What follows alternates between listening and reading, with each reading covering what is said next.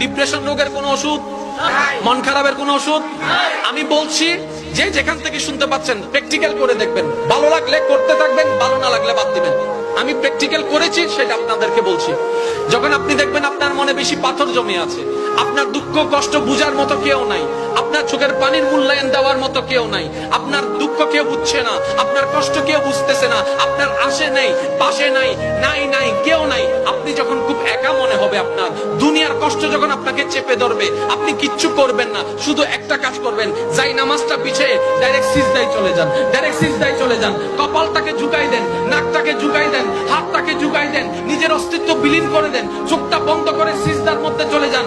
আল্লাহর ওয়াস্তে করে বলছি, কিচ্ছু পড়া লাগবে না, শুধু সিজদার মধ্যে পড়তে থাকেন, সিজদায় পড়ে থাকেন, কান্না করতে থাকেন। ওনাকে বুঝান যিনি আপনি না বললেও সবকিছু বুঝে, ওই রবকে জানান যিনি আপনি না জানালেও সবকিছু জানে। দুনিয়ার মানুষ তো আজকে বললে কালকে চুপ উল্টাই ফেলে, ব্ল্যাকমেইল করতে শুরু করে। রব তো সবকিছু জানার পরেও দোষ গোপন করে রেখেছে। ওই রবের দরবারে সবকিছু বলতে থাকেন, 1টা মিনিট 2টা মিনিট 3টা মিনিট, দেখবেন আপনার সমস্যা তখন সমাধান না হলো অন্তরে এমন একটা শান্তি লাগবে যেটা আপনার পৃথিবীর কোথাও খুঁজে পাবেন না। সুবহানাল্লাহ।